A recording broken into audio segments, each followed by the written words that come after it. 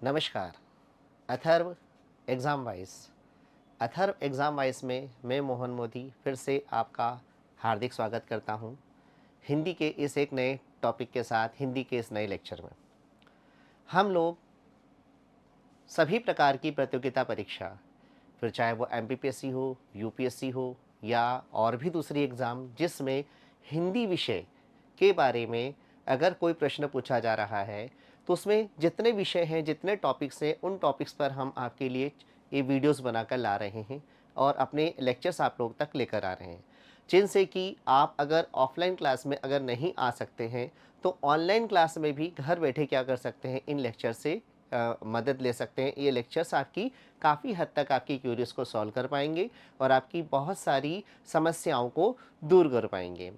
तो यही इसी क्रम के अंदर मैं आपको एक बहुत महत्वपूर्ण विषय, जिसे हम छंद कहते हैं, इसके बारे में आपको मैं बताने वाला हूं आज के इस लेक्चर में। आपने काव्य का नाम तो सुना ही होगा, हिंदी काव्य।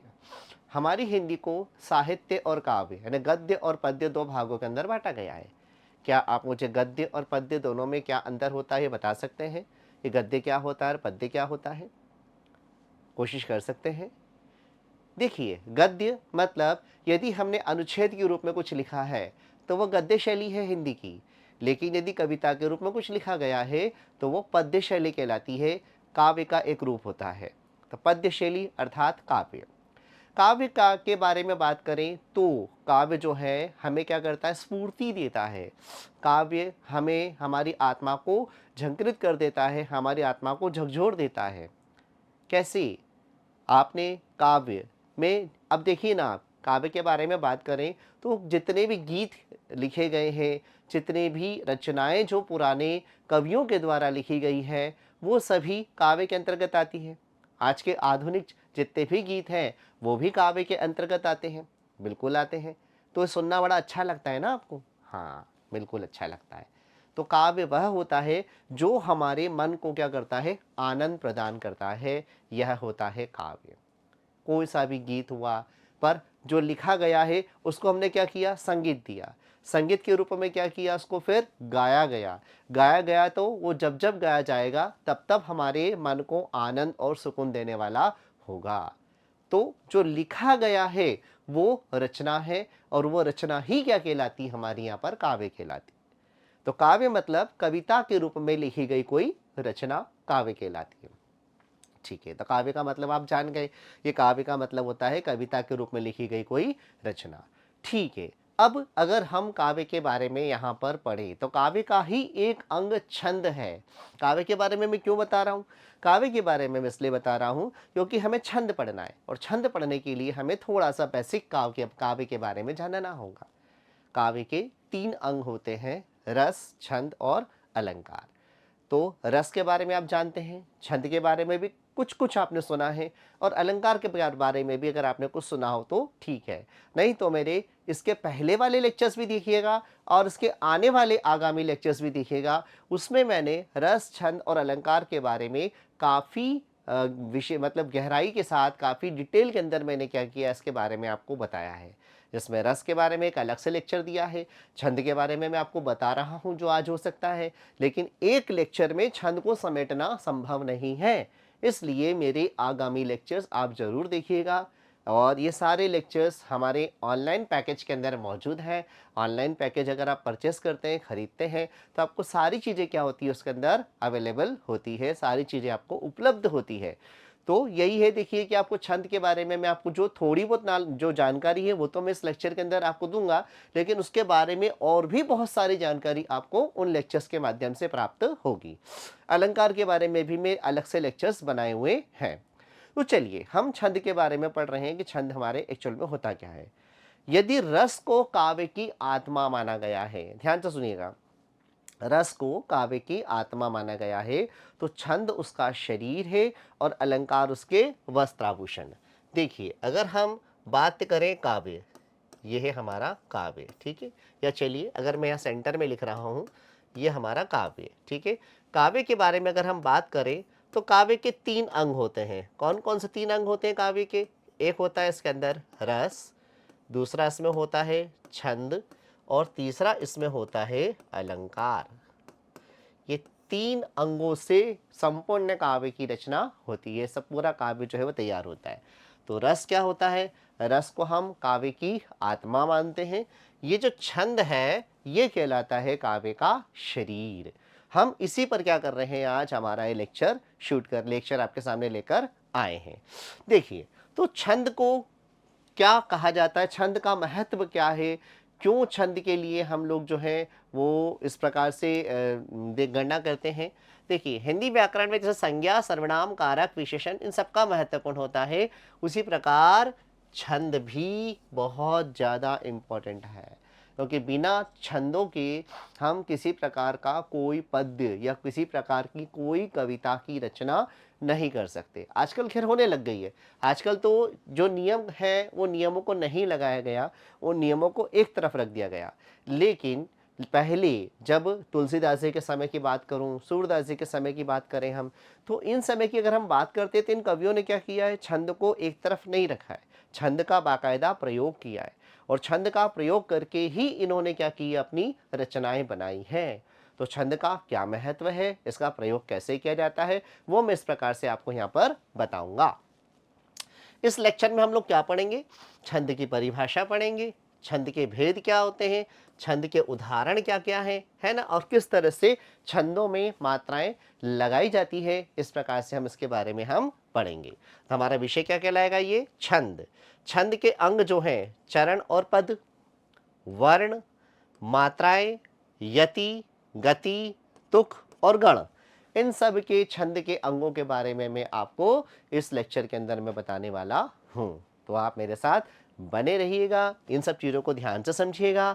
छंद के प्रकार जैसे कि मात्रिक छंद, वार्णिक छंद, वार्णिक वृंद छंद, उभय छंद, मुक्त या स्वच्छंद छंद, ये छंद के क्या कहलाते हैं, प्रकार कहलाते हैं। लेकिन हमारे इस टॉपिक में हम क्या क्या कवर करने वाले हैं, वो सब चीज़ मैं आपके सामने स्टेप बाय स्टेप लेकर आने वाला हूँ। तो सबसे पहले तो हम समझते हैं छंद की परिभाषा के बारे में कि छंद की परिभाषा क्या होती है। ध्यान से देखिएगा, हम जो पढ़ने वाले हैं इस लेक्चर के अंदर क्या क्या चीज़ कवर करने वाले हैं। सबसे पहली बात तो हम पढ़ेंगे छंद की परिभाषा, कि छंद की परिभाषा क्या होती है। फिर छंद का विवेचन पढ़ेंगे, है ना, छंदों के बारे में काफ़ी डिटेल में कैसे पहचानते हैं। फिर छंद के उदाहरण के बारे में हम समझेंगे कि छंद के उदाहरण कौन कौन से हैं। फिर छंद के प्रमुख अंग जो हैं, जिसमें हम चरण, फिर वर्ण, मात्राएं, गति, यति, तुक और गण, इन सब के बारे में क्या करेंगे, हम पढ़ने वाले हैं। इसके बाद फिर हम बात करेंगे छंद के प्रकार, कि छंद के प्रकार कितने होते हैं, कितने प्रकार के छंद होते हैं और उनके उदाहरण।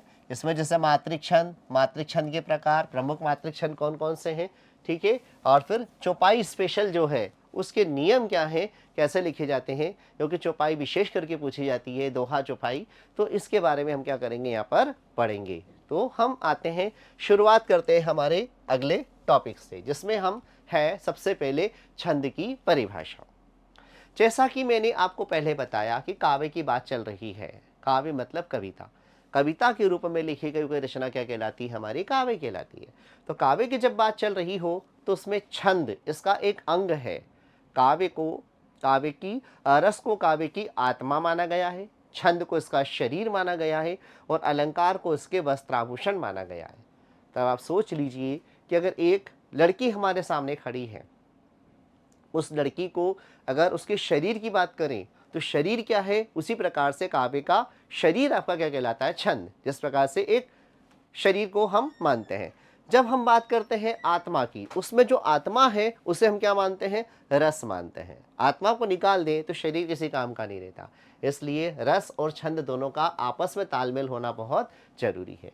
फिर इसके बाद आती है बात कि अगर हमने चलो एक शरीर को रखा, उसमें आत्मा भी है, लेकिन मान लीजिए ना कोई वस्त्र है ना कोई आभूषण है, तो बिना वस्त्र आभूषण के वो शरीर किस प्रकार का होगा, आप इसकी कल्पना भी नहीं कर सकते हैं, अच्छा नहीं लगेगा, ठीक है। तो उसी प्रकार वो सब चीज़ों के माध्यम से, वस्त्रों के माध्यम से, आभूषणों के माध्यम से हमने उसको सजाया, उसकी जो भी है वो लाज को क्या किया, हमने ढका, तो वो चीज़ जो है वो कहलाती है हमारी इस जगह पर अलंकार। तो तीनों चीज़ें जब आपस में मिलती है, तीनों का तालमेल जब आपस में मिलता है, वो तालमेल क्या करता है, हमारे पूरे काव्य को पूरा करता है। तो चलिए सबसे पहले हम बात करते हैं यहाँ पर छंद की परिभाषा के बारे में कि छंद किसे कहते हैं। अभी तक इतना तो आपको पता चल ही गया कि छंद होता क्या है, जो मोटे मोटे तौर पे मैंने आपको बताया, काव्य का एक अंग जिसके अंदर हम मात्राओं की, वर्णों की, इन सब की क्या करेंगे, गणना करना सीखेंगे। छंद शब्द चद धातु से बना है, जिसका अर्थ होता है आनंदित करना। चद धातु संस्कृत की एक धातु है, चद धातु।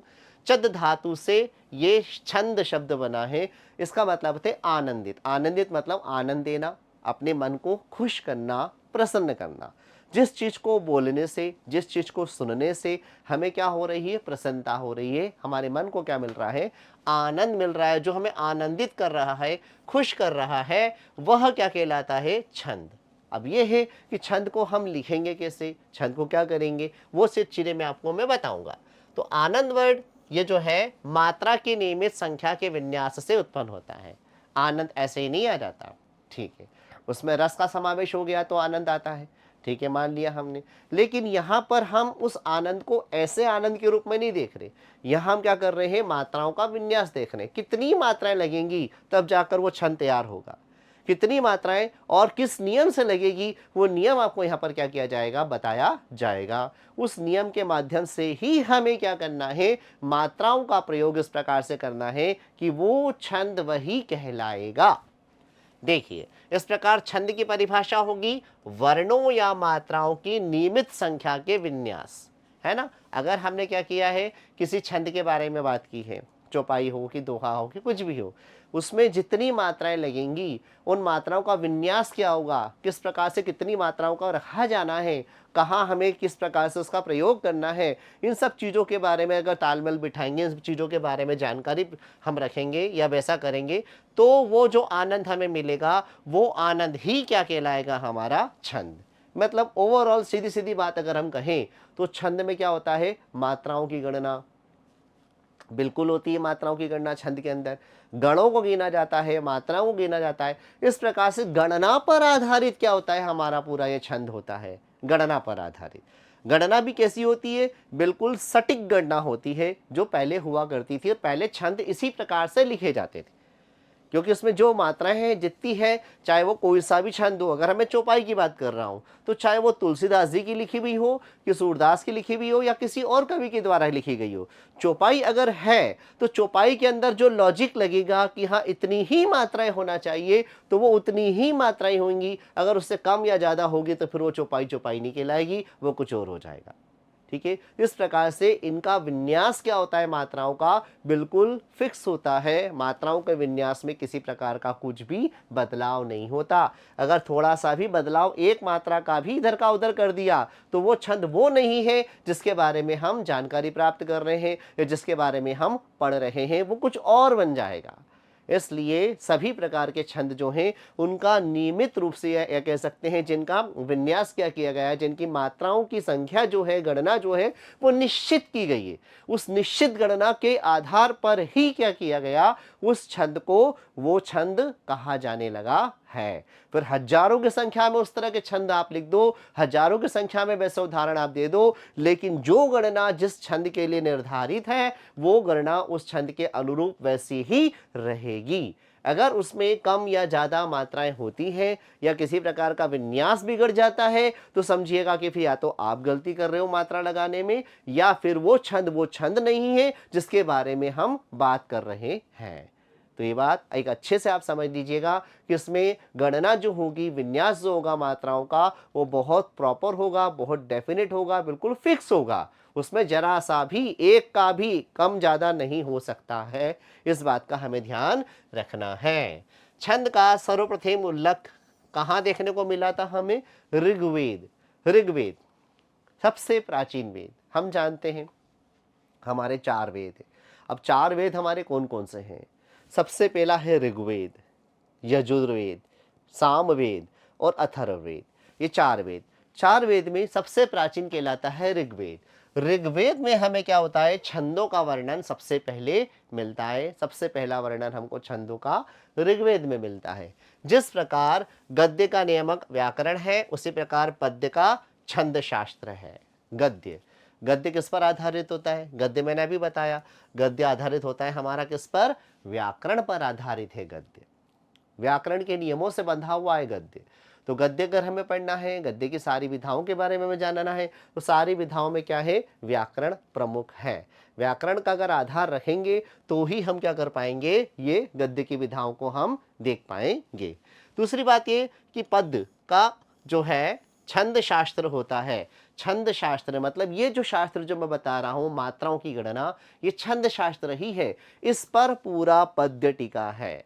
अगर मात्राओं की गणना कम ज़्यादा हो गई तो जो लय बनना चाहिए वो लय नहीं बन पाएगी। लय नहीं बन पाएगी तो उसे आप परफेक्ट छंद या परफेक्ट उदाहरण उसका नहीं कहोगे, क्योंकि उसको बोलने में, गाने में और उसकी तुकबंदी बनाने में क्या होगा? आपको दिक्कतें आने लगेंगी। इसलिए जो विन्यास जैसा निश्चित किया गया है उसको उसी निश्चित विन्यास के साथ बोला जाना है। गद्य हमेशा व्याकरण पर आधारित होता है। पद्य मतलब कविताओं का जो है सृजन, वो हमेशा छंद शास्त्र पर आधारित होता ही है। ये आप ध्यान से समझिएगा। अब यहां पर बात करते हैं हम लोग अक्षर। कितने अक्षर हैं? अक्षरों की संख्या कितनी है उसमें, फिर मात्रा कितनी लगी हुई है उसके अंदर, उनकी गणना करेंगे हम। फिर यति कहाँ रुकना है, क्या गति होती है, इन सब चीज को क्रमबद्ध तरीके से लिखना। क्रमबद्ध मतलब स्टेप बाय स्टेप, एक के बाद एक स्टेप बाय स्टेप इनको लिखना और इन चीजों को आपस में तालमेल बना के काम करना ही क्या कहलाता है? हमारा यहाँ पर छंद कहलाता है। मतलब छंद क्या हो गया? ओवरऑल इन सब चीजों की गणना। अगर कोई उदाहरण है, चौपाई है, दोहा है, जो भी है, उसमें अक्षर होंगे, मात्राएं होंगी, कहाँ रुकना है, कहाँ विराम देना है, कहाँ तुकबंदी है, इन सब की प्रॉपर गणना, इन सब की गिनती करना, इन सबको गिनना और इनका किस प्रकार से विन्यास बनाकर लिखना ही क्या कहलाता है? हमारा छंद कहलाता है। जैसे देखिए, चौपाई, दोहा, शायरी जो भी है, ये सब प्रॉपर क्या है? एक निश्चित फॉर्मेट में निश्चित तरीके से चलते हैं। इनमें क्या होता है कि गणना जो होती है मात्राओं की, गणों की, वो निश्चित होती है। छंद शब्द जैसा कि मैंने आपको बताया चद धातु से बना है, जिसका अर्थ होता है खुश करना।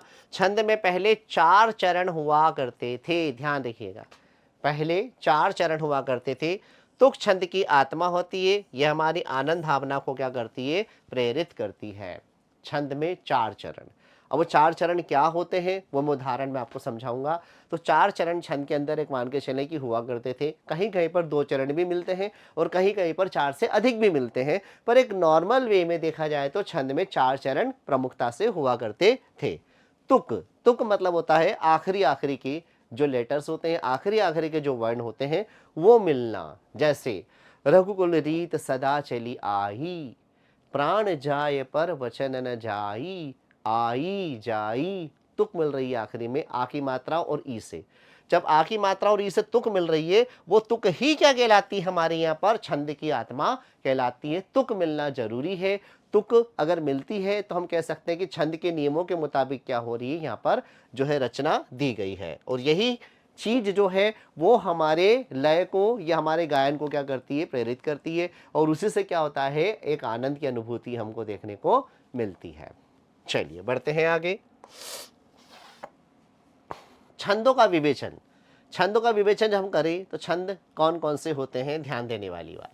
जैसे कि इंद्र वज्रा नाम सुना होगा, उपेंद्र वज्रा, वसंत तिलका, मालिनी और मधु मालिनी, मदक्रांता, शिखरणी, वंशस्थ, द्रुत विलंबित, मत गयंत यानी मालती छंद, सुंदरी सवैया। छंद के सबसे पहला उपयोग मैंने आपको बताया कि कहाँ मिलता है हमको? ऋग्वेद में।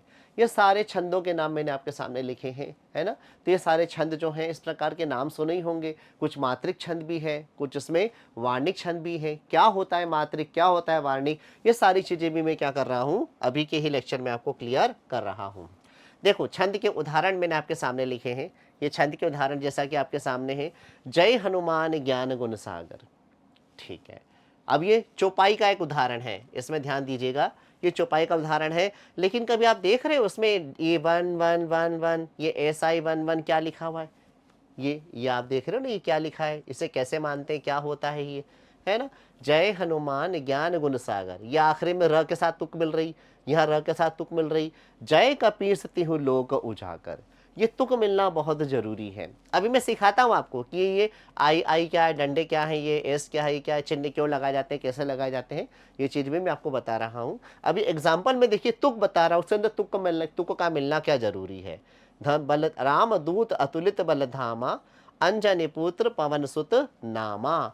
माँ माँ से क्या है, तुक मिल रही है। इस प्रकार देखिएगा ना आप, जहां पर भी देखेंगे हम क्या मिल रहेंगे, आखिरी में हमको यहाँ पर तुक मिलेगी। यहाँ में से तुक मिल रही है, यहाँ है ना, या में एक ही मात्रा ये से तुक मिल रही है। यहाँ पर सोए होए, है ना, अयन मयन, इस प्रकार से तुक मिल रही है। तुक का मिलना यहाँ पर छंद के लिए बहुत जरूरी है।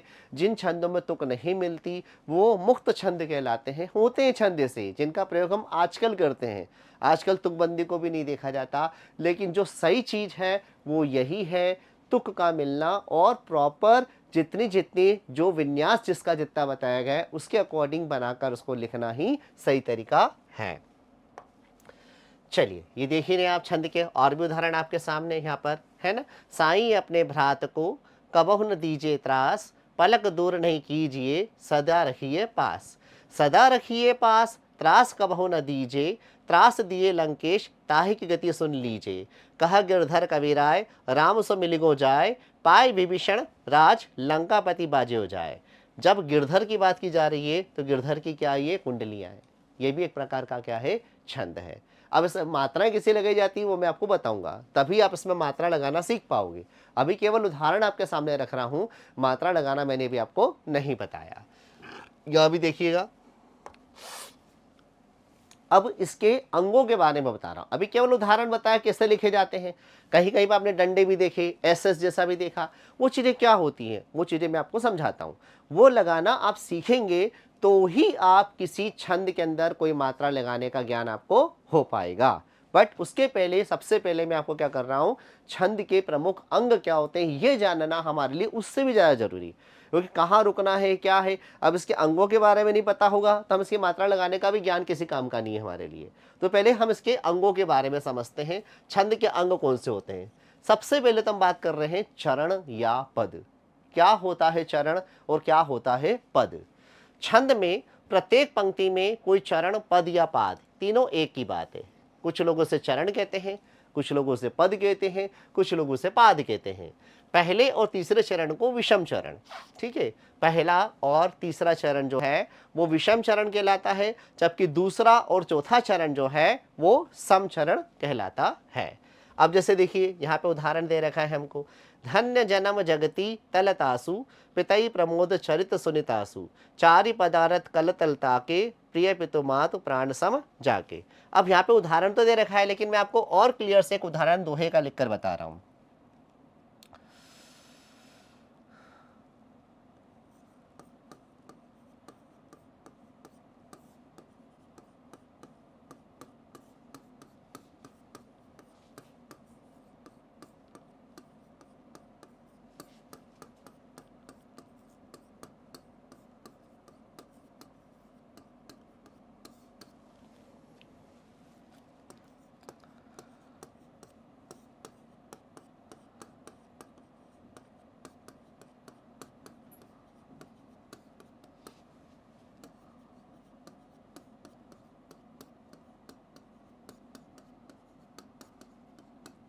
देखिए ये मैंने दोहे का एक उदाहरण आपके सामने दिया, इससे आपको चरण को पहचानना, चरण बोले पद बोले या पाद बोले, इसका पहचानना हमारे लिए क्या है, काफी आसान हो जाएगा।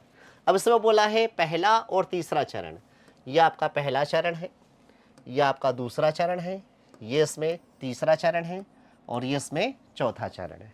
ठीक है, ये कॉमा जो आपको दिख रहा है यहाँ से क्या हो रहा है, हमारा ये चरण टूट रहा है, हमारा जो पंक्ति है वो पंक्ति क्या हो रही है, यहाँ से टूट रही है। तो देखिए पहला और तीसरा ये चरण क्या कहलाते हैं, हमेशा याद रखिएगा विषम चरण कहलाते हैं, जबकि दूसरा और चौथा ये हमेशा क्या कहलाते हैं, हमारे सम चरण कहलाते हैं। तो पहला और तीसरा चरण, पहले और तीसरे चरण को विषम चरण, दूसरे और चौथे चरण को इसमें सम चरण कहा जाता है। तो आप देख रहे हो उसमें ये विषम चरण है पहला तीसरा, जबकि यहाँ दूसरा और चौथा क्या कहलाता है, जो है सम चरण कहलाता है। हर पद में वर्ण मात्राएं निश्चित रहती है, चाहे वो कोई सा भी चरण हो, कोई सा भी पद हो। अगर मैं विषम चरण की बात करूंगा तो सारे विषम चरणों में क्या होगी, एक जैसी मात्राएं होंगी। सम चरणों की बात करूंगा तो सारे सम चरणों में क्या होंगी, मात्राएं एक जैसी होंगी। कुछ पदों में 4 चरण तो होते हैं, लेकिन वो 2 पंक्तियों में लिखे जाते हैं। अब यहाँ जो लिखे गए हैं ये चरण नहीं है, यहाँ केवल पूरी पूरी पंक्ति है। जबकि यहाँ क्या कर दिया मैंने, एक पंक्ति को 2 चरणों के अंदर बांट दिया। कॉमा से क्या है, वो मेरा बट गया। इस प्रकार से एक पंक्ति यहाँ पर 2 चरण के अंदर बट रही है।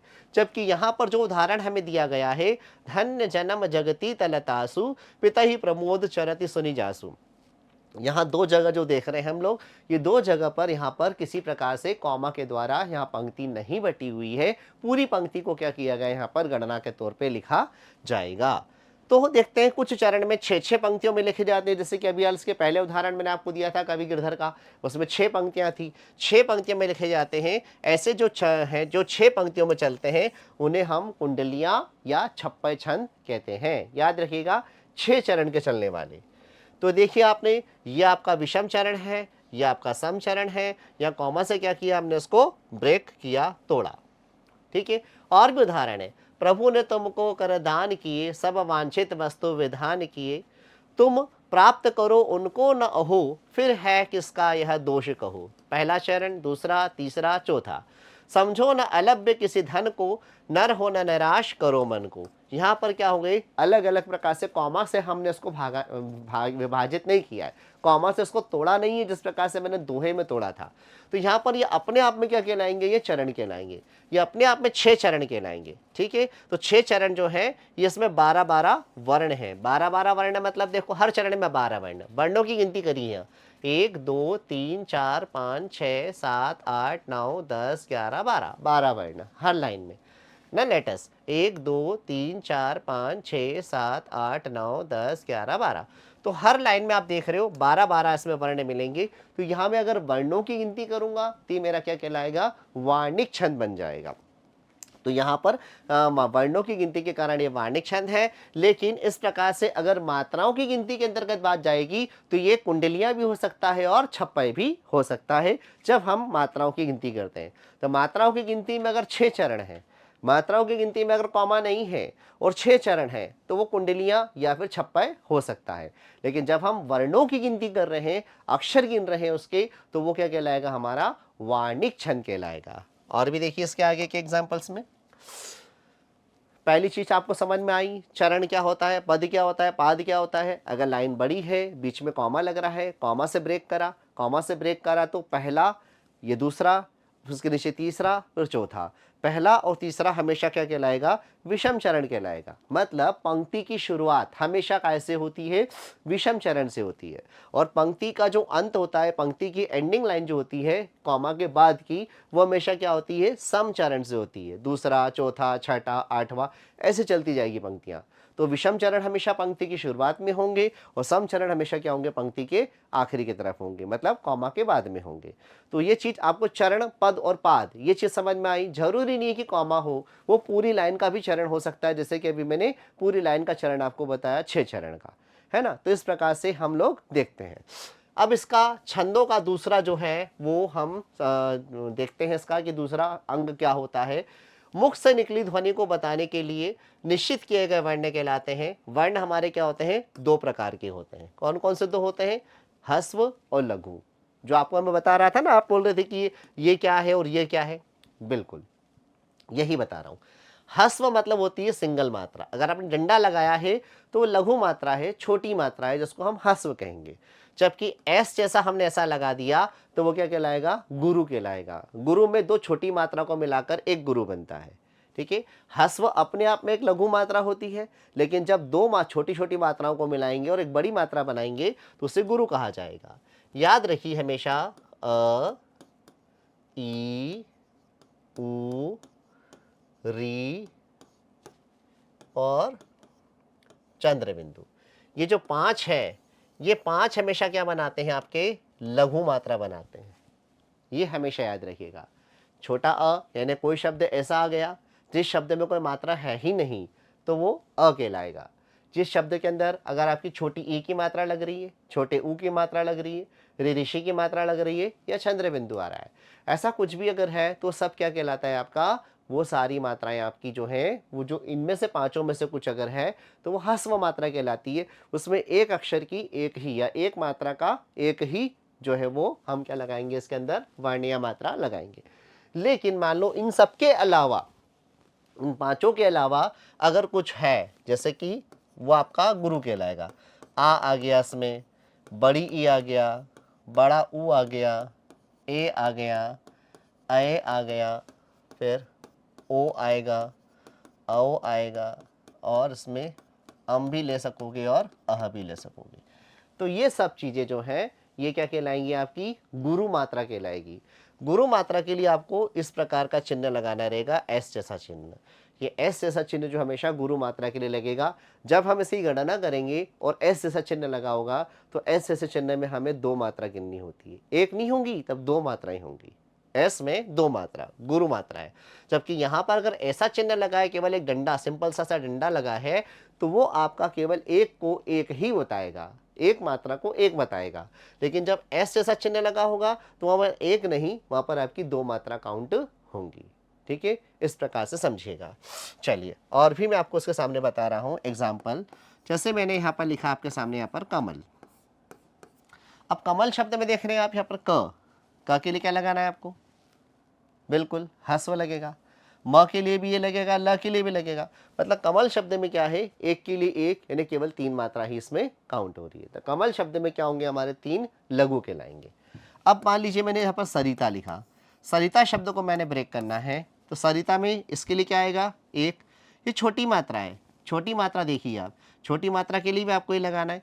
त में आ की मात्रा आ गई, आ की मात्रा क्या हो गया आपका, गुरु हो गया। तो आ की मात्रा के कारण आपने यहाँ पर गुरु लगाया।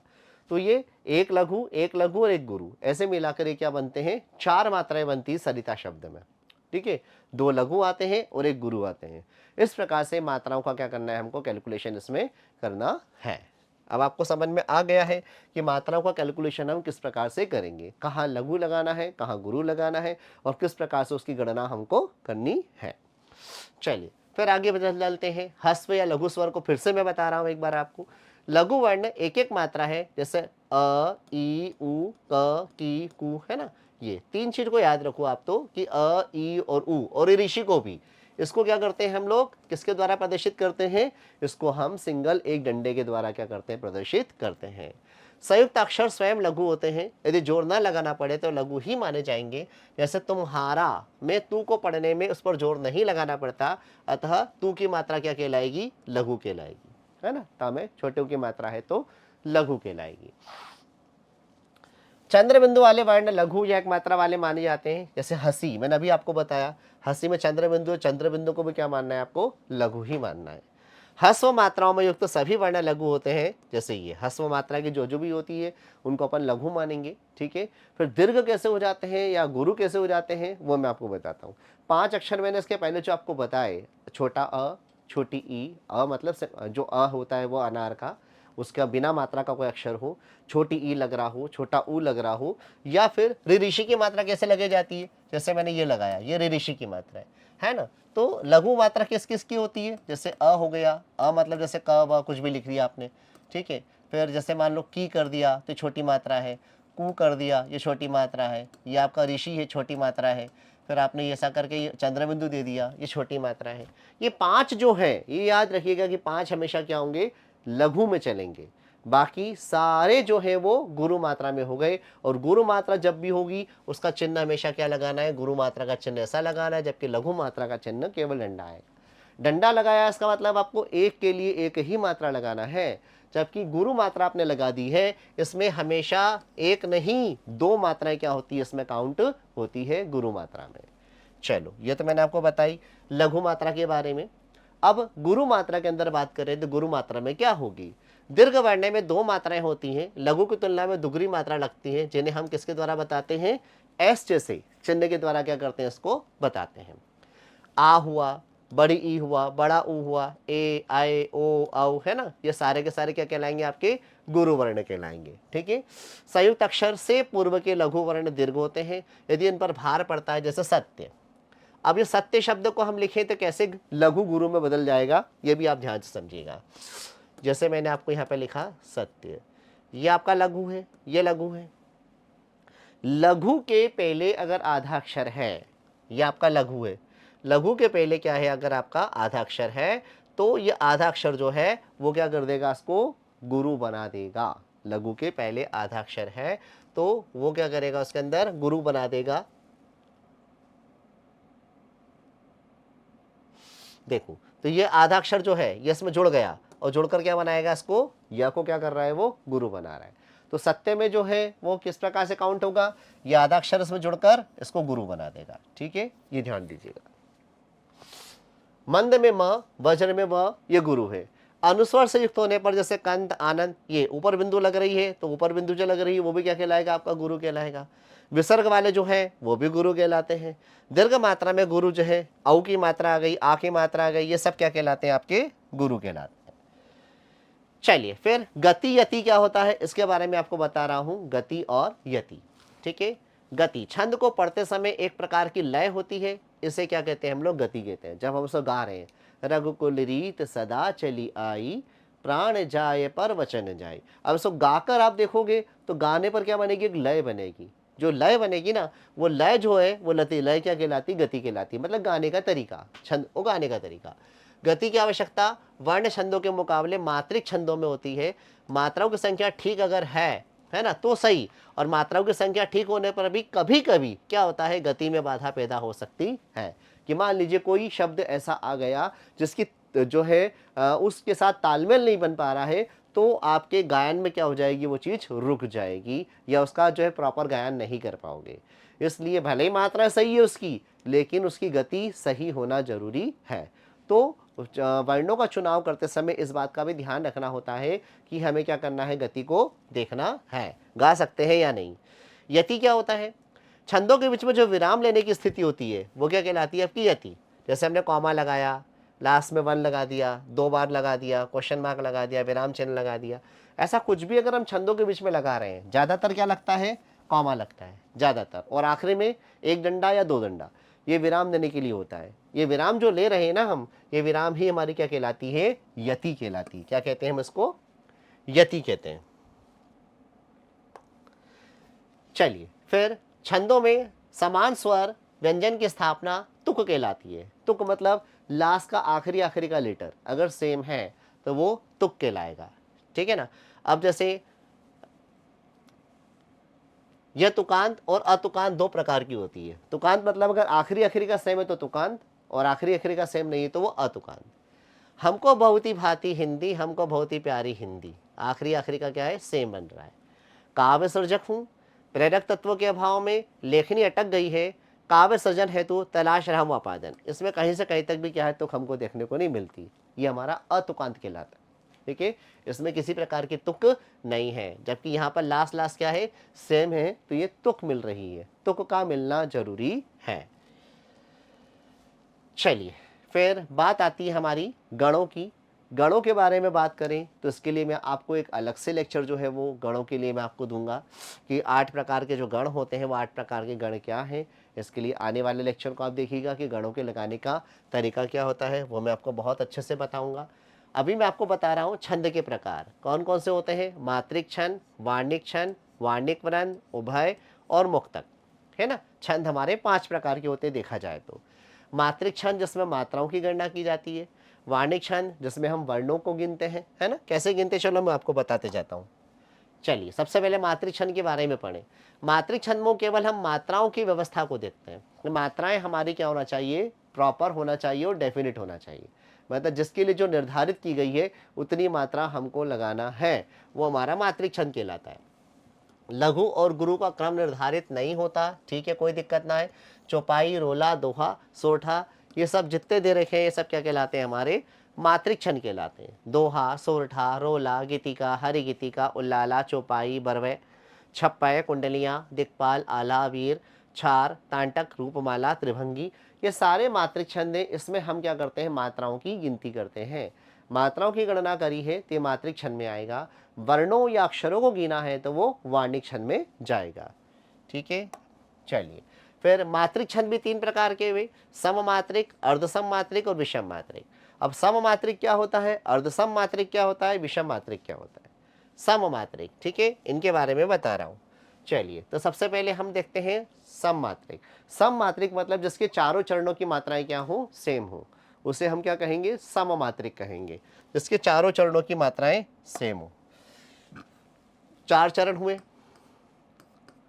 ये पहला, ये दूसरा, ये तीसरा और ये चौथा। चारों चरणों में एक जैसी मात्रा है। मान लो 16 मात्रा यहाँ भी है, 16 मात्रा यहाँ भी है, 16 मात्रा यहाँ भी है और 16 मात्रा ही यहाँ पर भी है। चारों चरणों में एक जैसी मात्रा है, तो उसे क्या कहेंगे हम सममात्रिक छंद कहेंगे।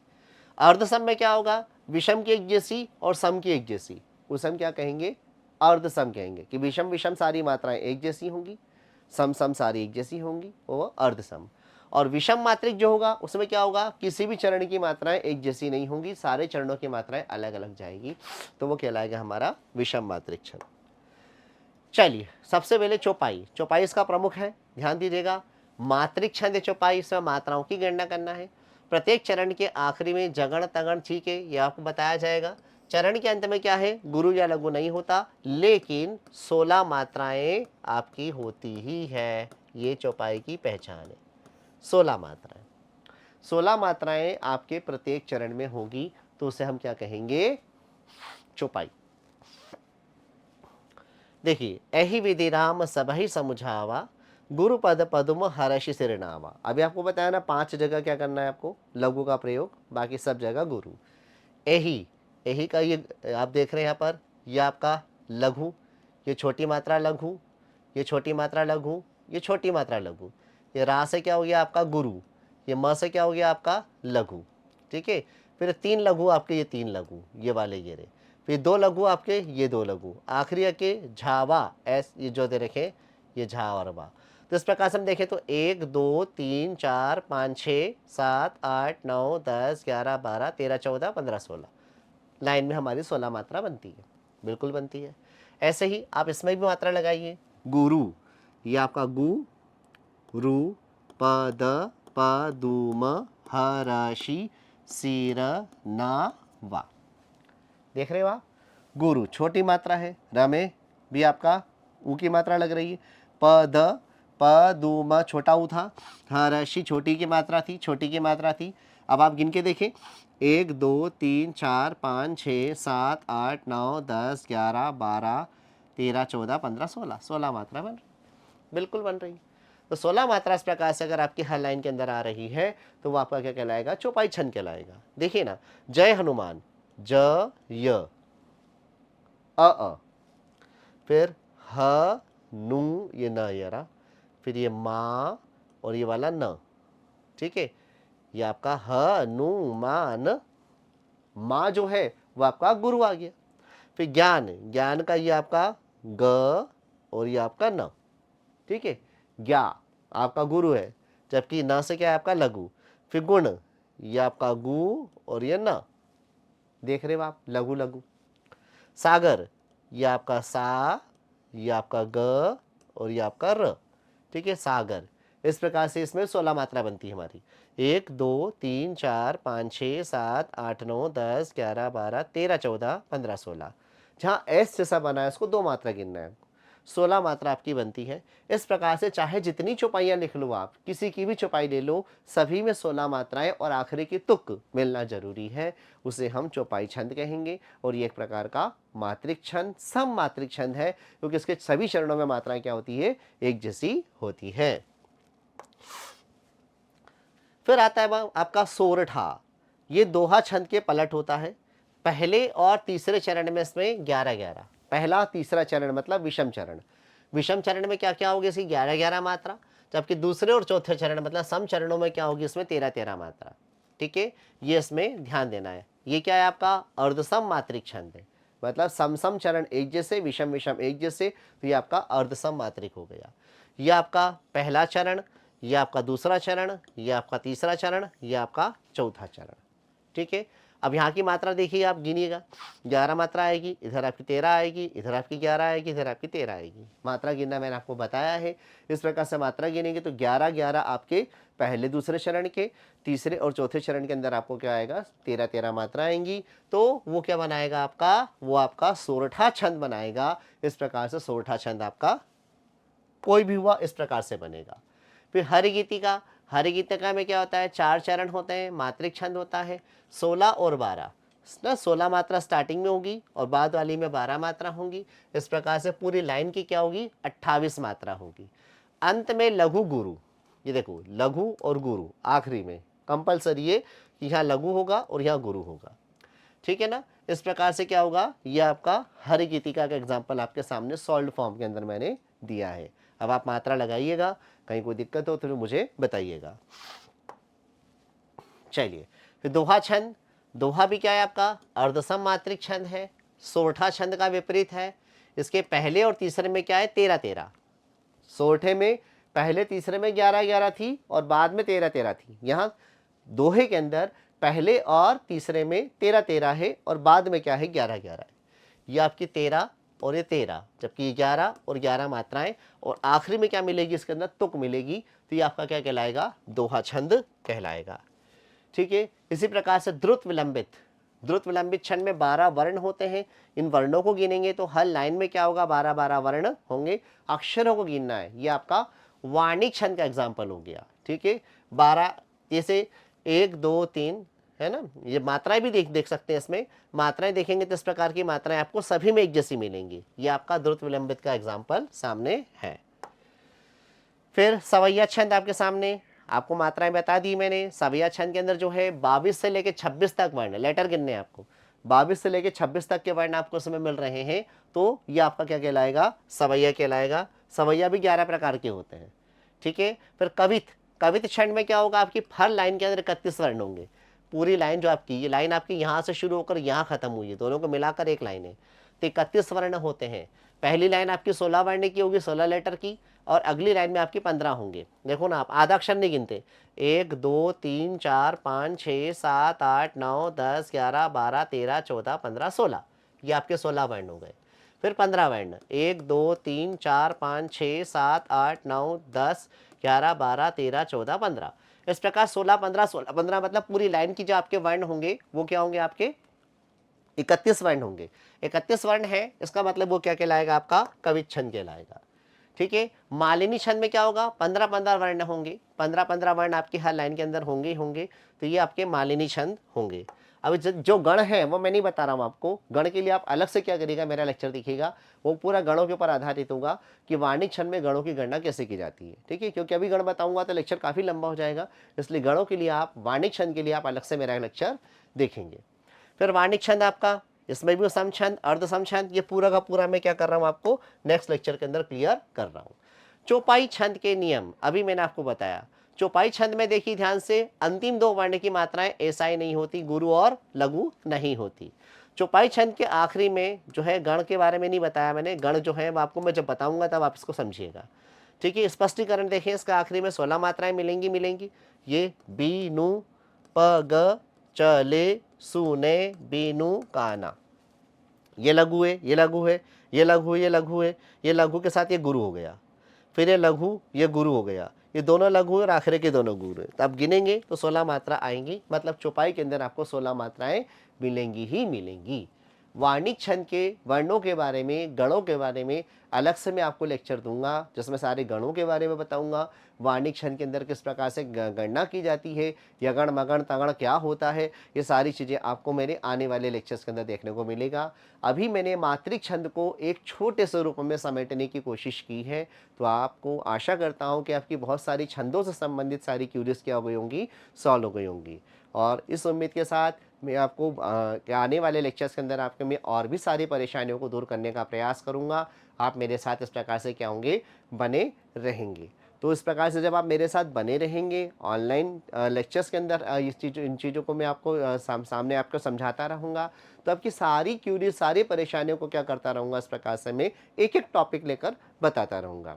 ये है कि आपको इसके लिए एक पैकेज पूरा अवेलेबल करवाया गया है हमारी क्लासेस की तरफ से, हमारे इंस्टीट्यूट की तरफ से। तो पैकेज आपको क्या करना होगा, ऑनलाइन ख़रीदना होगा। तो आपको उसमें बाकायदा एक के बाद एक के बाद एक सारे लेक्चर्स उसमें आपको मिलते रहेंगे। सारे लेक्चर्स आप उसमें जो है सभी विषयों के जो है आप उसमें देख पाओगे। तो इसी के साथ आज का लेक्चर यहीं समाप्त करते हैं। अब आगामी लेक्चर्स के लिए फिर मेरे और भी वीडियोस को देखिएगा और पैकेज को आप परचेस कीजिएगा। तब तक के लिए शुभ मध्याह्न। For more details and knowledge, contact us and download our app from Play Store. Thank you.